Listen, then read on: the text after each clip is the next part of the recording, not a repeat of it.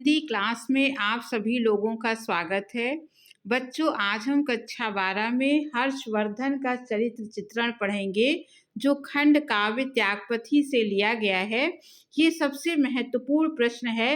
99% ये प्रश्न जरूर एग्जाम में आता है और आप इसको अगर अच्छे तरीके से तैयार कर लेंगे तो आपको बहुत ही आसानी रहेगी परीक्षा देने में और आपको पूरे के पूरे नंबर भी मिलेंगे।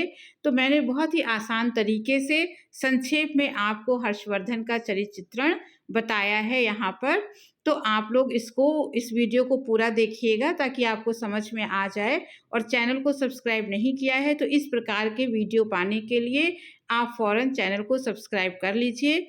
अब हम हर्षवर्धन के चरित्र चित्रण को पढ़ना शुरू करते हैं। इसको हम लोग जानते हैं।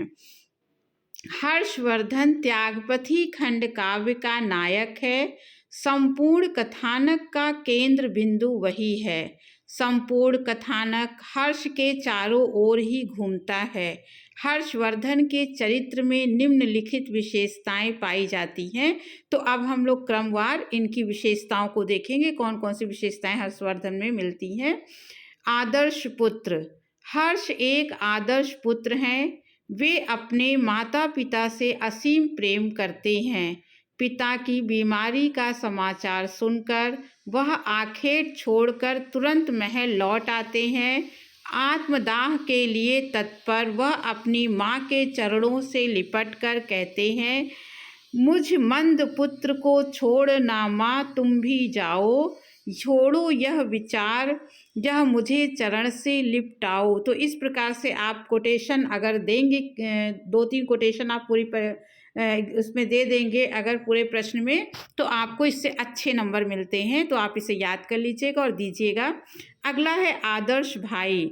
हर्षवर्धन आदर्श पुत्र की तरह एक आदर्श भाई भी हैं। वह अपने बड़े भाई राजवर्धन व छोटी बहन राजश्री से अत्यधिक प्रेम करता है। राजश्री के प्रेम के कारण ही वह कन्नौज को अपनी राजधानी बनाते हैं।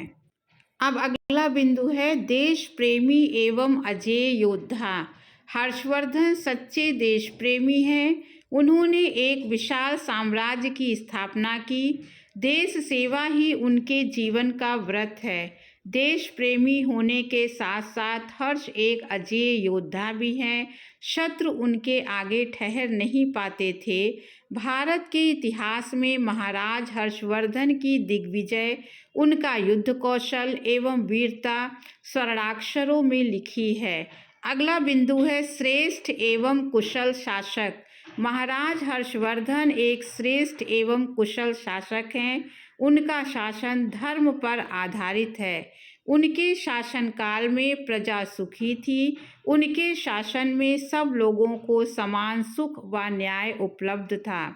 प्रजा कृत्य पाकर थी। प्रशासक वीर ऐसा, पराक्रम शक्ति का अवतार था पार्थ जैसा। अगला बिंदु है महान त्यागी। हर्षवर्धन महान त्यागी एवं आत्म संयमी हैं। उनके त्याग में जीवन के आधार पर ही इस खंड काव्य का नाम त्यागपथी रखा गया है। प्रयाग में 6 बार जाकर सर्वस्व दान करना उनके त्यागमयी जीवन का प्रत्यक्ष प्रमाण है। वहाँ पर अपने शरीर के वस्त्र भी दान करके अपनी बहन राजश्री से वस्त्र मांगकर पहनते हैं। दिए सम्राट ने निज वस्त्र आभूषण वहाँ पर, बहन से भीख में मांग वसन पहना वहाँ पर।